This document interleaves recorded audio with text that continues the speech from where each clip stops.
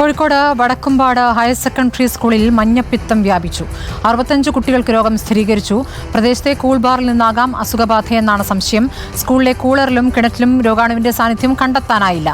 സാനിയു മനോമിയാണ് വിവരങ്ങളുമായി ഉള്ളത്. സാനിയു, ഇപ്പോൾ സ്കൂളിലെ 65 കുട്ടികൾക്ക് മഞ്ഞപ്പിത്തം സ്ഥിരീകരിക്കുകയാണ്. എന്താണ് അറിയാനാകുന്നത്? കുട്ടികൾക്ക് കഴിഞ്ഞ ദിവസങ്ങളിൽ, അതായത് ഈ കഴിഞ്ഞ ആഴ്ചയാണ് ഓരോ കുട്ടികൾക്കായി മഞ്ഞപ്പിത്തം സ്ഥിരീകരിച്ചു തുടങ്ങുന്ന ഒരു സാഹചര്യം ഉണ്ടായത്.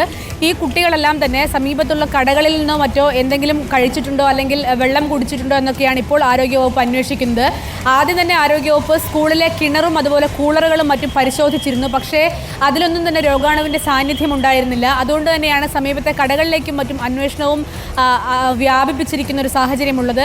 ഇപ്പോൾ കുഞ്ഞുങ്ങൾക്ക് പരീക്ഷ നടക്കുന്ന സമയം കൂടിയാണ്.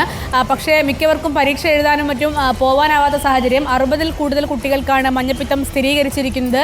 ഇന്നിപ്പോൾ കൂടുതൽ കുട്ടികളുടെ പരിശോധനാ ഫലവും പുറത്തു വരും. അപ്പോൾ കൂടുതൽ പേർക്ക് രോഗബാധ ഉണ്ടാകാനുള്ള ഒരു സാധ്യത തന്നെയാണ് സ്കൂൾ അധികൃതരും ആരോഗ്യവകുപ്പ് അധികൃതരും മുന്നിട്ട് കാണുന്നത്. പക്ഷേ എവിടെ നിന്നാണ് ഈ രോഗം സ്ഥിരീകരിച്ചതെന്ന് ഇനിയും കണ്ടെത്താനായിട്ടില്ല എന്നതാണ് വലിയ വെല്ലുവിളിയാവുന്നത്.